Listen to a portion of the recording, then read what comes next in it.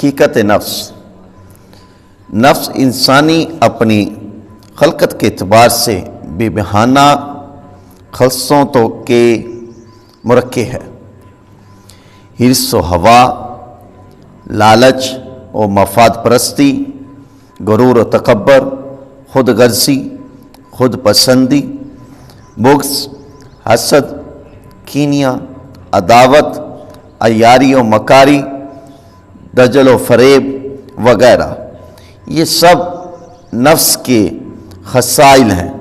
جن سے انسان کو ہمہ وقت اللہ کی پناہ مانگتے رہنا چاہیے۔ نفس کبھی عالم کو اپنے علم کے گھمنڈ پر اکساتا ہے، عبادت گزار کو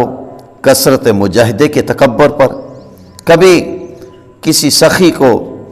سخاوت کے جام میں مبتلا کر کے ہلاکتوں میں ڈالتا ہے، تو کبھی کسی مجاہد کو خود پسندی کے فریب میں۔ غرضہ یہ کہ یہ ظالم ہمہ وقت انسان پر حملہ آور رہتا ہے، اور انسان پر اس حملے کا اس کے حسب حال ہوتا ہے، اور نیک کاروں پر تو خود پسندی اور دوسروں کو حقیر سمجھنے کے فطور میں کی صورت میں ایسی ہلاکت گیز کرتا ہے کہ آنے وقت میں انسان کا خرمنے اعمال خستر ہو کر رہ جاتا ہے، اور انسان کی مدتوں کی کمائی آنن فانن لٹ کر رہ جاتی ہے۔ نفس کی ہلاکت انگیز کا یہ عالم ہے کہ انسان کبھی زندگی بھر اس کی غارت و غری پر مطلع نہیں ہو پاتا، اور جب اچانک پردہ اٹھتا ہے